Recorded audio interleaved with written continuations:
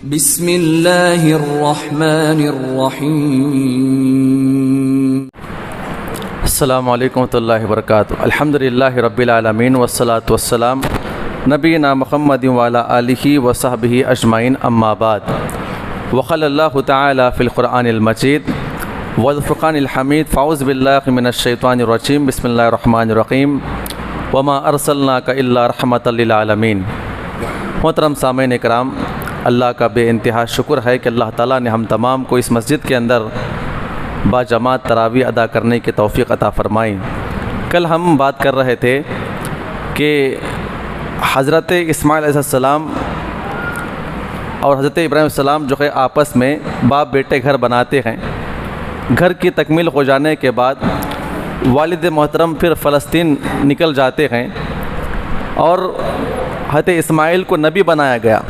ان کے تقریباً ایک روایت میں آتا ہے کہ 10 بیٹے تھے اور ایک روایت میں آتا ہے کہ ان کے 12 بیٹے تھے۔ ان 10 یا 12 بیٹوں میں سے ایک اللہ کے نبی صلی اللہ علیہ وسلم جو ہے ان کے خاندان سے آتے ہیں۔ اللہ کے نبی صلی اللہ علیہ وسلم کے جو دادا گزرے ہیں ان کی بڑی تفصیلات بیان کی گئی ہیں، ایک لمبی فہرست ہے، میں سمجھتا ہوں وہ ہمارے لیے ضروری نہیں ہے۔ انشاءاللہ ہم حضرت عبد المطلب سے شروع کریں گے، کیونکہ اس شرط کی بنا پر کہ کعبۃ اللہ کی تولیت، کعبۃ اللہ کی دیکھ بھال متولی جو ہے، حضرت حاجرہ نے کہا کہ وہ ہمارے ذمہ رہے گی، زمزم کا کنواں کیا ہے ہمارے ذمہ رہے گا۔ حضرت عبد المطلب سے پہلے اوپر ایک بہت بڑی جنگ بھی، لوگ آپس میں لڑا کرتے تھے، میں متولی ہوں تو متولی ہے، اور اس طرح کے اختلافات اس زمانے کے اندر ہوا کرتے تھے۔ تو 2 قبیلے تھے، آپ نام یاد رکھے، کیونکہ یہ سمجھنے کے بعد ہی آپ آگے آرام سے سمجھ پائیں گے کہ معاملہ اصل کیا ہے۔ ایک بنو جرہم تھا ایک قبیلہ، ایک قبیلے کا نام تھا بنو خزاعہ۔ یہ دونوں آپس میں لڑ رہے تھے کہ کعبۃ اللہ کے متولی ہم بنیں گے اور کعبۃ اللہ کی دیکھ بھال ہم کریں گے۔ جب یہ دونوں آپس میں اختلاف کیے، بڑی جنگ وہاں پر بھی، تو بنو جرہم جو یہاں سے نکل رہے تھے، لڑائی کر کے وہ نکل رہے تھے، جاتے جاتے ان لوگوں نے کیا کیا، جو زمزم کا کنواں تھا جو اللہ رب العزت کی طرف سے ان کو ایک نعمت ملی ہوئی تھی، جاتے جاتے زمزم کے کنویں کو بند کر دیا، پتھر وغیرہ اس کے اندر ڈال دیے اور تیر تلوار زریں اور کئی لوگوں کو ختم کر کے اس کے اندر داخل کر کے وہ پورے مکمل طریقے سے اس کو ملیا میٹ کر دیا۔ بنو جرہم کی یہ سب سے بڑی غلطی تھی، انہوں نے کیا کیا، زمزم کے کنویں کو بند کر دیا، اور کافی لمبا عرصہ گزر گیا، وہاں پہ مٹی وغیرہ پڑنے کی بنا پر پورا مکمل زمزم کا جو کنواں تھا وہ سب کے نگاہوں سے کیا ہے، وہ اجل ہو گیا۔ اب کہاں پر گئے، اس کے نشانات کہاں پر گئے؟ ہمیشہ وہاں پہ طوفان آتا ہے، ریت کا طوفان ہمیشہ آتا رہتا ہے، چونکہ اس زمانے میں پورا مکمل طریقے سے غائب ہو چکا تھا، کسی کو نہیں معلوم کہ کہاں پر کنواں ہے۔ خالی سنا کرتے تھے، عبد المطلب بھی سنا کرتے تھے کہ بھئی ہمارے باپ دادا کے زمانے کے اندر زمزم کا کنواں تھا، لوگوں نے اسے کیا کر دیا، موچ دیا ہے، ختم کر دیا ہے، پوری معاملہ اس کا ختم ہو چکا ہے۔ تو آپ غور کریں، حضرت عبد المطلب جو ہے، جب ان کو تولیت کعبۃ اللہ کا متولی جب ان کو بنایا گیا تو ان کے ذمے 2-3 کام تھے، تھوڑا آپ یاد رکھیں اس چیز کو، بڑی اہم باتیں ہیں، اس لیے کہ آج جو کعبۃ اللہ ہمارے پاس ہے وہ کعبۃ اللہ نہیں تھا۔ ایک نقشہ اپنے ذہن میں رکھے، کعبۃ اللہ سے مراد 4 دیواری وہاں پہ کھڑی ہوئی تھی، اور زمزم کا کنواں تلاش کرنے کے باوجود بھی نہیں ملا کہ زمزم کا کنواں کہاں پر ہے، پانی کہاں سے نکلے گا، اور اس 4 دیواری کے آس پاس پورے پتھریلی زمین اور بڑے بڑے ٹیلے اور پہاڑ ہوا کرتے تھے، لوگ خیمے لگا کر آپس میں رہا کرتے تھے، چند خیمے یہاں پر، چند خیمے وہاں پر، بیچ میں کعبۃ اللہ، اور زمزم کا کنواں غائب ہو چکا ہے، کسی کو نہیں معلوم کہ کنواں کہاں پر ہے۔ عبد المطلب کی ذمہ داری یہ تھی کہ جب حج کے ایام شروع ہوتے، حج کے ایام شروع ہونے سے تقریباً 2 سے 4 مہینے پہلے کہاں کہاں پر پانی ملتا، جہاں جہاں پر بھی پانی ملتا، یہ لوگ جاتے، پورے مکہ والے پانی اپنے مٹکوں سے اونٹوں کے بلبوتے پہ لے کر آتے، ایک بڑا انہوں نے کیا کیا، تالاب بنا دیا تھا باضابطہ، اور لا کر پانی وہاں پہ سیو کیا کرتے تھے، اس لیے کہ پوری دنیا سے لوگ جب حج کرنے کے لیے آتے، کوئی 1 مہینہ پہلے آ رہا ہے، کوئی 15 دن پہلے آ رہا ہے، کوئی 2 مہینے پہلے آ رہا ہے۔ ان کے رہنے کا، کھانے کا، پینے کا انتظام، ان کے استعمال کرنے کے لیے پانی کا انتظام کون کرے گا؟ اس زمانے میں تو بور کا معاملہ نہیں تھا، تو اس کی باضابطہ ان کو فکر تھی، اور ایک جگہ مقام حجر میں سوتے ہوئے وہ یاد کر رہے تھے اگر وہ زمزم کا کنواں دوبارہ ہم کو مل جائے تو کتنی بڑی بات ہو سکتی ہے، کیونکہ سال و سال کیا ہے اس کے بارے میں ہمارے انتظامات کرنے کے لیے ہوتے ہیں اور حجاج کرام کے لیے بڑی تکلیف ہوتی ہے، اور عرب کی گرمی، لوگ باضابطہ مٹکوں میں پانی لے کے جایا کرتے تھے، ایک حجاج وہاں پہ بے ہوش پڑا ہوا ہے، پانی ڈال کے اسے اٹھا دیا کرتے تھے، بڑی دقت اس زمانے کے اندر۔ اور آج بھی، آج کے زمانے سے 20-25 سال پہلے بھی دیکھ لیجئے، وہاں جا کر واپس آنے کے لیے لوگ معافی تلافی کیا کرتے تھے، وہاں سے آنا واپس ممکن نہیں ہے، کیونکہ ایک تو جہاز کا سفر آج کے زمانے میں ہوا کرتا تھا، اس زمانے میں پانی نہیں۔ تو حضرت عبد المطلب جو ہے باضابطہ ایک مقام حجر میں سوتے ہوئے افسوس کر رہے تھے کہ اگر وہ کنواں ہمیں مل جائے کتنی بڑی بات ہوگی۔ تو ایک دن رات میں آرام کر رہے تھے تو ان کے خواب کے اندر ایک آدمی آیا، آدمی آ کر کہتا ہے کہ اے عبد المطلب اٹھ جا، برہ کو کھود۔ الفاظ کہتے برہ کو کھود، یہ ان کے خواب میں ایک آدمی آ کر کہتا ہے۔ عبد المطلب سوال کرتے ہیں برہ کیا چیز ہے؟ وہ آدمی غائب ہو گیا۔ دوسرے دن اٹھے، پھر اس کے بعد معاملہ معلوم نہیں ہو سکا، پھر وہیں پر آ کر سو گئے تو وہی آدمی رات میں خواب میں آیا، کہا کہ مجنونہ کو کھودو۔ یہ مجنونہ کیا چیز ہے؟ عجیب و غریب نام لے کے آدمی پکار رہا ہے، پوچھنے جاتے ہیں غائب ہو جاتا ہے، پھر تیسری مرتبہ وہی آدمی آتا ہے، آ کر کہتا ہے کہ طیبہ کو کھودو۔ کہتے ہیں کہ طیبہ کیا چیز ہے؟ پہلے بولتے ہیں کہ برہ کیا چیز ہے، پھر مجنونہ کیا چیز ہے، پھر طیبہ کیا چیز ہے، پھر آدمی وہ غائب ہو گیا۔ یہ بڑے اشکال میں آ گئے، معاملہ ہے کیا اصل؟ ایک آدمی آتا ہے کھودنے کے لیے، کہتا ہے عجیب و غریب نام لیتا ہے، پہلے اس میں برہ کہتا ہے، دوسرے سے مجنونہ کہتا ہے، تیسرے اس میں طیبہ کہتا ہے۔ پھر چوتھے دن جب وہ خواب آیا تو انہوں نے کہا کہ خواب کے اندر وہ آدمی نے کہا کہ زمزم کو کھودو۔ چوتھی مرتبہ خواب میں آ کر کہا زمزم کو کھودو۔ عبد المطلب نے کہا کہ زمزم کہاں پر ملے گا، نشانی بیان کرو، ہمیں اسے سخت ضرورت ہے۔ تو اس آدمی نے باضابطہ نقشہ ڈال کر دکھایا، نشانی بتائی کہ اتنی جگہ پر، حرم سے اتنے دور پر یہاں پر کھودو، وہاں پہ زمزم کا کنواں موجود ہے، اس کی نشانی یہاں پر ہے۔ عبد المطلب جب اٹھے، صبح ہوئی تو اپنے ایک بیٹے حارث کو لیا، بیٹے کا نام کیا تھا؟ حارث۔ اور عبد المطلب کے روایتوں کے اندر آتا ہے 12 بیٹے۔ کتنے بیٹے؟ 12 بیٹے اور 6 بیٹیاں، 12 بیٹے اور 6 بیٹیاں۔ حضرت عبداللہ جو ہے وہ اللہ کے نبی صلی اللہ علیہ وسلم کے جو والد محترم ہے وہ 10ویں نمبر کے ہیں، ابھی یہ لوگ پیدا نہیں ہوئے تھے۔ بڑا بیٹا حارث موجود تھا، صبح ہوئی تو اپنے بیٹے حارث کو لیے اور مکہ والوں سے کہا کہ دیکھو یہاں پر کنواں ہے، ہم کو کھودنا ہوگا۔ لوگوں نے کہا کہ وہ کنواں ختم ہو کے کئی 100 سال ہو چکا ہے، باپ داداؤں کے زمانے کا معاملہ ہے، یہاں پر کنواں کیسے نکلے گا؟ یہ سب بیکار کی باتیں ہیں، ہم اس میں نہیں پڑیں گے۔ ساری قوم والے وہاں سے نکل گئے۔ اب دونوں باپ بیٹے کدال لیے، خواب کے اندر یہی جگہ دکھائی گئی ہے اور بڑی شدت کے ساتھ کھودنا شروع کیے۔ بڑے بڑے پتھر نکل رہے تھے، مٹی وغیرہ نکل رہی تھی، تو اچانک پانی وہاں سے نکلنا شروع ہو گیا، وہ جھلے وہاں سے نکل رہے تھے، ابلنے شروع ہو گئے۔ تو عبد المطلب خوشی کے مارے نعرہ تکبیر اللہ اکبر کی آواز لگاتے ہیں، یہ آواز سننا تھا، پورے مکہ والے دوڑ کر ان کے پاس آتے ہیں، آ کر کہتے ہیں کہ عبد المطلب کیا بات ہے؟ کہا کہ زمزم نکلا ہے، پانی نکلا ہے، اور پی کر دیکھتے ہیں کہ میٹھا پانی زمزم کا، الحمدللہ زمزم کا پانی نکلا ہوا ہے۔ قوم والے کہتے ہیں کہ اس کے اندر ہمارا بھی حصہ ہے۔ کس کا حصہ ہے؟ ہمارا بھی حصہ ہے۔ عبد المطلب کہتے ہیں کہ ہرگز نہیں، میں نے اس کو کھودا ہے، یہ میری ذمہ داری ہے۔ قوم لڑنے کے لیے آ گئی، مارنے کے لیے آ گئی۔ عبد المطلب یہ آپ کا حصہ نہیں ہے، یہاں پر ہمارا بھی حصہ ہے، ہماری بھی جائیداد اس کے اندر موجود ہے، ہم بھی اس کے حقدار ہیں۔ لڑنے لگے، پھر اس کے بعد اور اندر کھودنے لگے تو وہاں سے سونے کی 2 ہرن، ہرن سمجھتے نا، سونے کی ہرن بنی ہوئی تھی اس زمانے کے اندر۔ اور آج بھی بڑے بڑے لوگوں کے حویلیوں میں دیکھ لیجیے آپ کہ بیل کی منڈی لگی ہوئی ہوتی ہے، ایک شان کے طور پر لوگ لگاتے ہیں، ہے نا، ہرن کی منڈی لگاتے ہیں، جہاں پہ چلتے ہیں وہاں پر بیٹھنے کے لیے ہرن کی منڈی لگا ہوا کرتے۔ اس زمانے کے اندر سونے کے 2 ہرن ہوا کرتے، اس کنویں کے اندر سے نکل گئے۔ پھر اس کے بعد زرہیں جو پہنتے ہیں، تلواریں، نیزے اس کے اندر سے نکلنا شروع ہو گئے۔ اور اس زمانے کے لیے سونے کی ہرن نکل جائے تو بہت بڑی بات ہوا کرتی تھی، لوگ لڑنے مارنے کے لیے آ گئے۔ کہا عبد المطلب ہمارا بھی حصہ ہے۔ تو انہوں نے قوم کی زبردستی دیکھنے کے بعد نظر مانی، کیا نظر مانی؟ اے میرے پروردگار، اگر میرے 10 بیٹے، کتنے بیٹے ہو جائیں؟ 10 بیٹے اگر میرے ہو جائیں تو میں ایک بیٹے کو تیری راہ میں قربان کر دوں گا۔ آج ایک بیٹا میرے پاس ہے، لوگ مجھ سے زبردستی کر رہے ہیں، پھر بعد میں آخر میں معاملہ یہ طے ہوا، زمزم کا کنواں تو نکلا باہر، کعبۃ اللہ وہاں پر موجود ہے، ساری چیزیں یہاں پہ نکلی بھی ہے، لوگوں نے کہا کہ لڑنے کی ضرورت نہیں ہے، قرآن دازی کرتے ہیں۔ کیا کرتے ہیں؟ قرآن دازی کرتے ہیں۔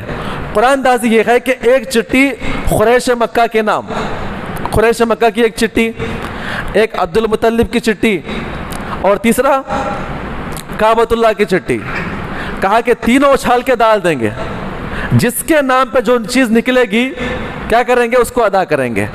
تو پہلی چٹھی اٹھائی گئی، ہرن جو ہے وہ کعبۃ اللہ کے نام پہ نکل گئے، کہا گیا کہ اب نہیں، ہم اس کو نہیں لے سکتے کیونکہ اللہ تعالیٰ کا مال ہے یہ۔ ہرن اٹھا کر وہاں پہ کعبۃ اللہ میں رکھ دیا گیا، یہ ہرن کعبۃ اللہ کے ہیں۔ اب کیا چیز باقی تھی؟ تلوار، نیزے وغیرہ چیزیں باقی تھی۔ پھر چٹھی اٹھاتے ہیں، عبد المطلب کا نام نکل جاتا ہے، کہتے ہیں کہ معاملہ یہ ختم ہو گیا، تو یہ ہرن کعبۃ اللہ کے ہو گئے اور یہ پوری تلوار وغیرہ کس کے ہو گئے؟ عبد المطلب کے ہو گئے۔ عبد المطلب نے اس کو لے جا کر بیچ کر کچھ پیسے آئے تو کعبۃ اللہ کا سب سے پہلے انہوں نے کیا بنایا؟ دروازہ بنایا۔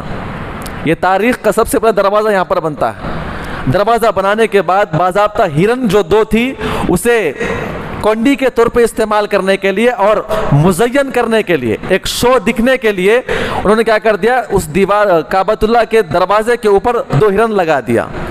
اتنا معاملہ چل رہا تھا، کچھ ایام اور گزر گئے تو ایک آدمی تھا جس کا نام عمرو بن لوہی الخزائی، عمرو بن لوہی الخزائی، یہ آدمی جو ہے مکہ میں رہا کرتا تھا۔ یہ یہاں سے نکل کر ملک شام کی سفر کی طرف نکل گیا۔ ملک شام کا جب سفر کر رہا تھا تو اس نے بت کے پجاریوں کو دیکھا، لوگ اپنے بتوں کو پوج رہے ہیں، مٹی کے بت رکھے ہوئے ہیں، سجدہ کر رہے ہیں، رو رہے ہیں، گڑ گڑا رہے ہیں، اس کے سامنے طواف کر رہے ہیں، اس طرح کی حرکتیں کر رہے ہیں۔ تو عمرو بن لوہی الخزائی کہتا ہے کہ یہ کس کی عبادت کر رہے ہیں؟ کہا کہ ہمارا معبود ہے۔ غم کس کو سنائے؟ بچے باپ کی نہیں سنتے ہیں اور باپ کی بچے نہیں سنتے ہیں، ہم غم کس کے سامنے پیش کریں گے؟ ہم ان معبودوں کے سامنے کیا کرتے ہیں؟ پیش کرتے ہیں۔ یہ سب سے پہلا آدمی ہے ملعون، اللہ کے نبی نے بیان فرمایا اس نے سب سے پہلے کعبۃ اللہ کے اندر بت کو رکھا ہے۔ اس نے کہا ہے کہ مجھے بت دے دو تاکہ ہم بھی عبادت کریں گے اس کی۔ وہ بت وہاں سے ملک شام سے لے کر آیا، اس بت کا نام کیا تھا؟ ہبل۔ کیا نام تھا؟ ہبل، آپ نے سنا گا نا، ہبل، لات، عزا، یہ ہبل یہ بڑا ان کا معبود تھا۔ وہ لا کر سب سے پہلے اس نے کیا کیا؟ کعبۃ اللہ کے اندر بت رکھ کر کہا کہ یہ ہمارے خاندان کا معبود ہے، ہم تمام کو ان کی عبادت کرنا ہوگا۔ کہا کہ تمہارا خاندان ہے؟ کہا کہ ہمارا بھی خاندان ہے۔ کہا کہ ہمارے خاندان میں حضرت ابراہیم بڑے ولی تھے۔ کہا کہ ہمارے خاندان کا معبود یہ ہے۔ کہا تمہارا بھی خاندان ہے؟ ہمارا بھی خاندان ہے، ہمارے معبود یہ ہے۔ ایسا کرتے کرتے 360 معبود کہاں پہ جمع ہو گئے؟ کعبۃ اللہ کے اندر لا کے رکھ دیے، اور باضابطہ کعبۃ اللہ کے بیچ میں جہاں پہ 360 معبود کھڑے کیے گئے گول، تو وہاں پر ایک گڑھا بھی کھودا گیا۔ اس گڑھے کے اندر لوگ کیا کرتے؟ بتوں کو پاؤں پڑتے، ان کا تقرب حاصل کرتے اور نظر و نیاز کے پیسے لا کر گڑھے میں ڈال دیا کرتے تھے۔ عبد المطلب کا کام کیا تھا کہ جتنا بھی سونا چاندی جو بھی پیسے آتے وہ غریب اور مسکینوں میں بانٹ دیا کرتے۔ یہ متولی کا اس زمانے میں کام تھا۔ زمزم کا پانی نکل گیا تو اور زندگی گزرتے گئی۔ ایک مرتبہ بیٹھتے ہیں، 10واں بچہ جو پیدا ہوا نام کیا تھا؟ حضرت عبداللہ۔ یہ اللہ کے نبی صلی اللہ علیہ وسلم کے والد محترم تھے۔ 10 بچے مکمل ہو گئے۔ ایک مرتبہ اپنے بچوں کو بٹھا کر ایسی بات کر رہے تھے، اچانک ان کے دل کے اندر یہ بات آتی ہے کہ میں نے نظر مانا تھا 10 بچوں کو تو کیا کروں گا؟ اللہ کے راہ میں ایک بچے کو قربان کروں گا۔ یہ معاملہ جیسے یاد آ گیا، نظر انہوں نے مانا تھا، اپنے تمام بچوں کو بٹھا کر کہتے ہیں، جو کہ پورے بچے سمجھنے کے لائق ہو چکے تھے، اپنے بچوں سے کہتے ہیں کہ دیکھو بیٹا، میں نے زندگی میں ایک نظر مانا تھا۔ وہ نظر یہ تھا کہ یہ جو زمزم کا جو کنواں ہے نا، ہم لوگ جو پانی پیتے ہیں، وہ کس کی دینا ہے؟ وہ حضرت عبد المطلب کی دینا ہے۔ منہ سے گیا تھا نا، پورا معاملہ ختم ہو گیا تھا۔ عبد المطلب کو جو وقار حاصل ہوا نا پورے مکہ کے اندر، وہ اسی بنا پہ وقار حاصل ہوا کہ زمزم کا کنواں ان کی وجہ سے ہمیں معلوم پڑا ہے۔ آج جتنے بھی لوگ حاجی پانی پیتے ہیں اور پوری دنیا میں جو پانی سپلائی ہوتا ہے وہ کس کی دینا ہے؟ وہ حضرت عبد المطلب کون تھے؟ اللہ کے نبی کے دادا تھے۔ تو 10واں بچہ جب پیدا ہوا عبداللہ کے بارے میں آتا ہے، مورخین نقل کرتے بڑا خوبصورت بچہ اور بڑے آداب و اخلاق والا بچہ، جہاں جہاں پر بھی جاتا لوگ بڑی محبت سے اسے چومتے، محبت سے بات کرتے، بڑی اخلاق و محبت والا بچہ تھا یہ۔ 10 بچے مکمل ہونے کے بعد اپنے بچوں کو بٹھا کر پوچھتے ہیں کہ بیٹا میں نظر مانا تھا، نظر یہ تھی کہ 10 بچے ہو جائیں گے تو کیا کروں گا، میں اللہ کی راہ میں ایک بیٹے کو قربان کروں گا، آپ لوگوں کی رائے کیا ہے؟ کیا آپ لوگ اللہ کی راہ میں سے کوئی نہ ایک قربان ہوگا؟ ہر بیٹا کہتا ہے بابا جان اگر آپ نے نظر مانی ہے میں تیار ہوں اللہ کی راہ میں قربان ہونے کے لیے۔ بڑا بھائی کہتا ہے میں تیار ہوں، وہ بھائی کہتا ہے کہ میں تیار ہوں۔ عبداللہ بھی کہتے ہیں کہ بابا جان آپ نظر مانی ہے، ہم تیار ہیں اللہ کی راہ میں قربان ہونے کے لیے۔ اسے کہتے ہیں خون۔ یہ کس کا خون تھا؟ یہ حضرت اسماعیل، اس لیے کہ باپ داداؤں کی جو چیزیں ہیں نا وہ بچوں کی نسلوں میں آتی ہے۔ اگر ہمارے اندر کوئی گندی بری عادت ہے نا تو ہمارے نسلوں میں وہ چیزیں آئیں گی، اسی لیے کہا گیا ہے کہ ماں باپ کو نیک اور صالح ہونا چاہیے۔ خیر اس کی لمبی تفصیل ہے۔ 10 کے 10 بچوں نے کہا کہ آپ جو فیصلہ کریں گے ہم تیار ہیں، اور کچھ بچے بھی ان کی پیدا ہو چکی تھی۔ کہا کہ ایسی بات ہے تو 10 بچوں کے نام لکھے، 10 بچوں کے نام لکھے، فال کھولنے والوں کے پاس گئے اور فال کھول کے نکالتے ہیں تو اس میں سیدھا نام کس کا نکلتا؟ حضرت عبداللہ کا نام نکلتا ہے۔ آنکھوں میں آنسو آ گئے، سب سے پیارا بچہ، اور 10 بچوں اور بچیوں کے اندر تمام کے تمام بچے اور تمام کی تمام بچیاں جو ہے حضرت عبداللہ سے بڑی محبت کرنے والی، بڑی محبت کرنے والی، بڑے اخلاق والے اللہ کے نبی صلی اللہ علیہ وسلم۔ اور نبی جن کے پیٹ سے پیدا ہو رہے ہیں تو وہ ان کے باپ کا کیا مقام ہو سکتا ہے؟ اور سارے مکہ والے جو ہے ان سے بڑی محبت کیا کرتے تھے۔ نام نکل گیا، عبداللہ کا ہاتھ لیے پکڑے اور چھری تیز کیا اپنے ہاتھ میں اور لے کر نکل گئے۔ پورے بچے روتے ہوئے آ رہے ہیں، بچیاں روتے ہوئے آ رہی ہے، کہتے ہیں کہ بابا جان عبداللہ کو چھوڑ دیں، آپ کو بیٹا ہی قربان کرنا ہے۔ بڑا بھائی آ کر کہتا ہے کہ مجھے قربان کرے، عبداللہ کو چھوڑ دیں، بڑا معصوم پیارا ہے اور آخر بیٹا ہے آپ کا اور چھوٹا بیٹا ہے۔ یعنی عبداللہ کے بعد جو ہے 2 اور بیٹے پیدا ہوئے، وہ آخر میں آئے گا انشاءاللہ۔ کون 2 بیٹے تھے؟ حضرت حمزہ، حضرت عباس، جو دونوں اسلام قبول کرے وہ آخر میں پیدا ہونے والے بچے ہیں، کیونکہ اللہ کے نبی اور حضرت حمزہ کی عمر بالکل برابر تھی، آخر میں پیدا ہونے والے تھے۔ تو پورے بچے بچیاں، ایک مکہ میں عجیب و غریب ماحول، لوگ اپنے اپنے کاموں میں بیزی گئے، لیکن کیا دیکھتے ہیں کہ ایک باپ اپنے چہیتے معصوم چھوٹے بچے کو لے کر ذبح کرنے کے لیے نکلا ہے۔ تمام بھائی بہنیں روتے ہوئے، دہاڑے مارتے ہوئے، ایک ایک بچہ سامنے آ کر کہتا ہے کہ بابا ایسا نہ کرے، آپ کو قربانی کرنا ہے تو میں آپ کے سامنے موجود ہوں، میں بڑا بھائی ہوں، آپ مجھے قربان کر دے، یہ بڑا پیارا معصوم بچہ ہمارا بھائی ہے، آپ اسے چھوڑ دے۔ باپ سننے کے لیے راضی نہیں، اور یہ منظر دیکھنے کے بعد سارے مکہ والے جمع ہو گئے۔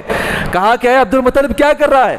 کہا کہ میں نظر مانا تھا، میں نے آپ ہی لوگ میرے خلاف آئے تھے اس زمزم کے کنویں کو لے کر، نظر مانا تھا میں نے۔ کہا کہ بھئی عبداللہ اچھا بچہ ہے، آپ اسے قربان نہ کر لے، کسی اور چیز کو قربان کر۔ لوگوں نے رکا دیا انہیں۔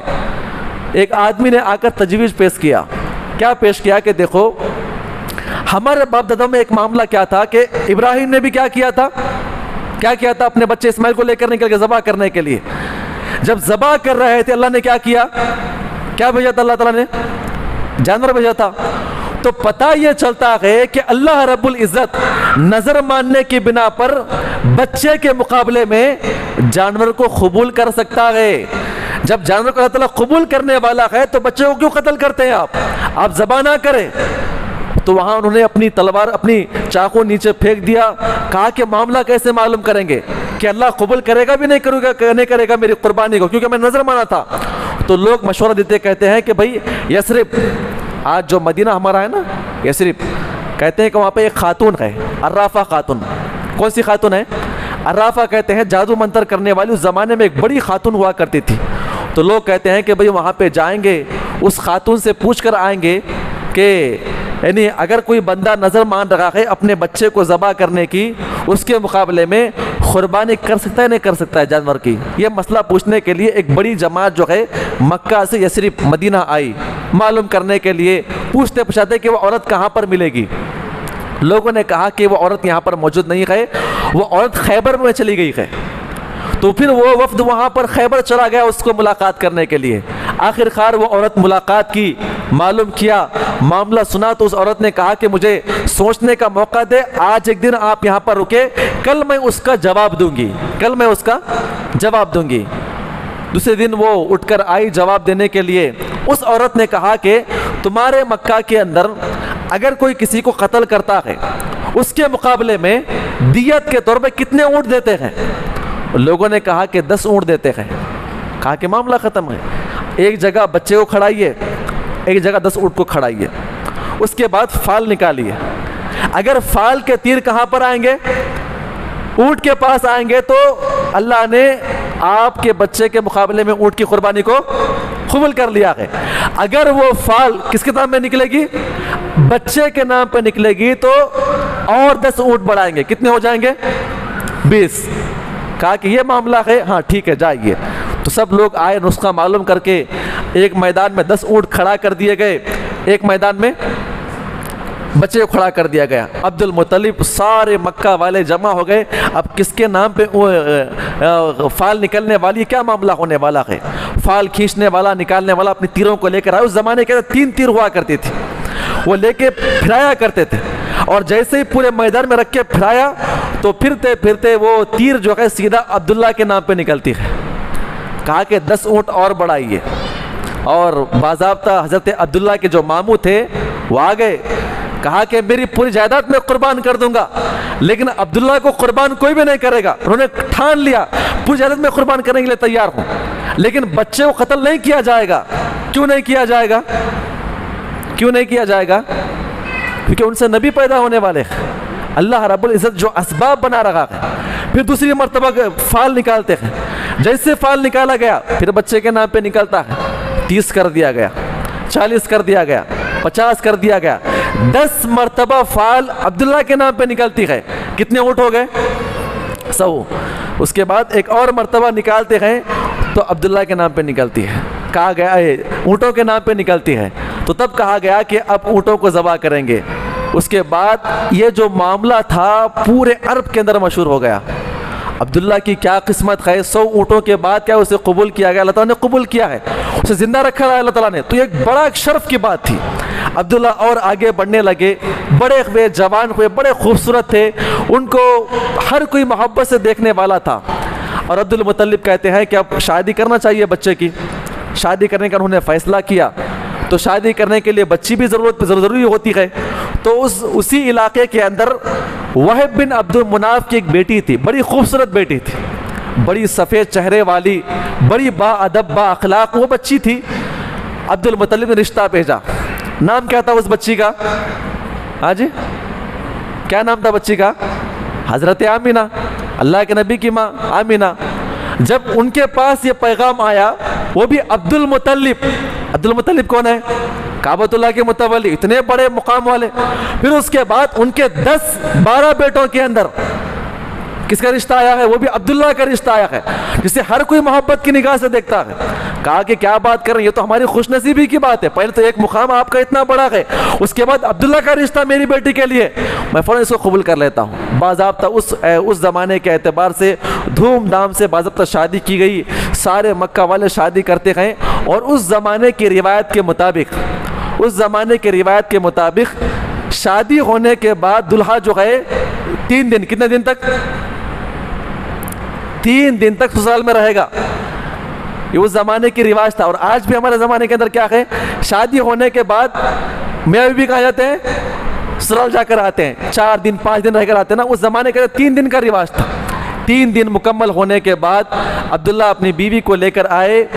تو کہاں پر رہنا ہے؟ اس زمانے میں جوائنٹ فیملی نہیں تھی, ایک چھوٹا چھپرا ان کے واسطے خیمہ بنایا گیا. ان کے 5 اونٹ تھے جو ان کو الگ کر کے دے دیا گیا. ایک بکریوں کا ریوڑ تھا. اور یہاں پر مورخین ایک بات نقل کرتے جو ہمیں سمجھنے کی ہے. حضرت عبد المطلب جو ہے عبداللہ سے بڑی محبت کرتے تھے. وہاں پر ہر باپ جو ہے اپنے بچے کو تجارت کا فن سکھایا کرتا تھا. عبداللہ کو لے کر اونٹوں پہ باندھ کے جاتے، ملک شام، یمن وغیرہ فلاں جگہ پہ جاتے، اور جا کر یہ تجارت کے مراکز بتایا کرتے تھے، بیٹے یہاں پر ایسا ہوتا ہے، بیٹے وہاں پر ویسا ہوتا ہے، یہاں پہ رکنا ہے، یہاں پہ گنڈے وغیرہ ہوا کرتے، کیونکہ اس زمانے کے اندر لوگ قافلوں کو لوٹ لیا کرتے تھے۔ بڑا عجیب و غریب معاملہ تھا۔ اب شادی ہو گئی، اب بیوی بھی گھر پہ آ گئی ہے، اب کاروبار کے لیے آگے نکلنا ہے۔ عبد المطلب چونکہ بوڑھے ہو چکے تھے، اپنے بیٹے سے آ کر پوچھتے ہیں بیٹا کیا معاملہ ہے؟ کہتے ہیں کہ بابا میں چاہ رہا ہوں کہ ملک شام اپنے دوستوں کے ساتھ جاؤں، تجارت کر کے جو پیسہ آئے گا اپنی زندگی آگے بڑھاؤں۔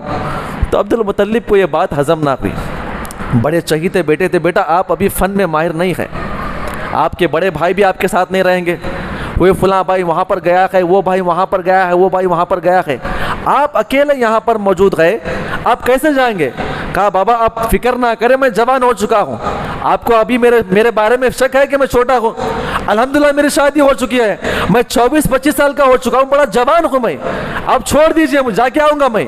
کہا گیا کہ نہ چاہتے ہوئے بھی بڑے بڑے قافلے نکل رہے تھے، ان کے دوستوں کا ایک قافلہ تھا، پورا مال متاع لے کر اونٹوں کے ساتھ نکل جاتے ہیں، اور جانے کے بعد آنے کا ایک وقت ہوتا ہے اس زمانے کے اندر، ملک شام، یمن، کہاں پر مراکز ہوتے ہیں، چونکہ عرس وغیرہ ہوتا ہے نا، ہمارے پاس بھی طے ہوتا ہے، 8 دن کا 10 دن کا طے ہوتا ہے، تو جانے اتنے دن ہوتے ہیں، آنے کے لیے اتنے دن ہوا کرتے ہیں، اس طرح کا اس زمانے میں عرس ہوا کرتا تھا۔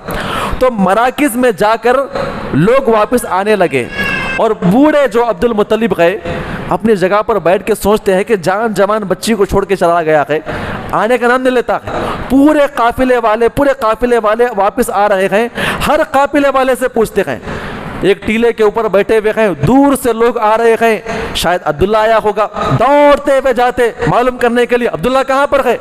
لوگ کہتے ہیں کہ فلاں قافلے میں آ رہا ہے، اس قافلے میں آ رہا ہے، کہتے ہیں کہ اتنا بدبخت آدمی ہے، جوان بچی کو چھوڑ کے گیا ہے اور اتنے دن کر کے آیا ہے، کہتا نا باپ کی محبت اور بہو اپنے جگہ پر ہے، اور جوان میاں بیوی کے جو معاملہ تعلقات وغیرہ ہوا کرتے ہیں، ساتھ میں رہنے کی ضرورت پڑتی ہے۔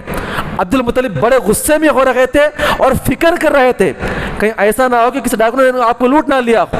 معاملہ یہ تھا، پورے مکمل قافلے آ چکے ہیں، لوگ کہتے ہیں کہ فلاں قافلے میں ہے، فلاں قافلے میں ہے، فلاں قافلے میں ہے، اور آخرکار جب وہ واپس آ رہے تھے، مکہ جو ہمارا علاقہ ہے نا، ملک شام کے درمیان ایک مدینہ، مکے سے آپ ملک شام سے نکلیں گے تو مدینے میں ہوتے ہوئے آپ کو مکہ میں آنا پڑتا ہے۔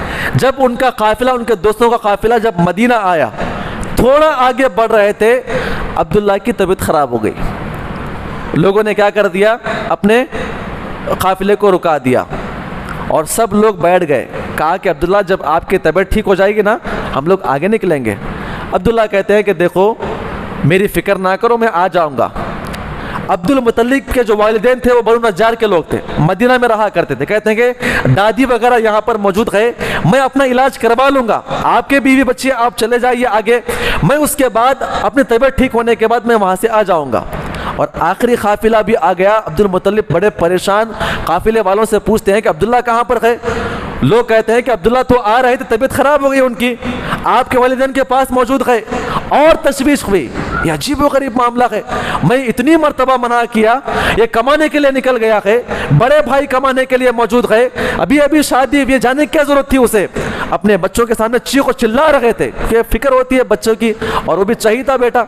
آپ غور کریں، حارث کو بلاتے ہیں، بڑا بیٹا، کہتے ہیں کہ گھوڑا لو، سوار ہو جاؤ اور جا کر عبداللہ کو بلا کر لے کر آئے ہیں، دیکھیں معاملہ اس کا کیا ہے، وہ کیا کر رہا ہے وہاں پر۔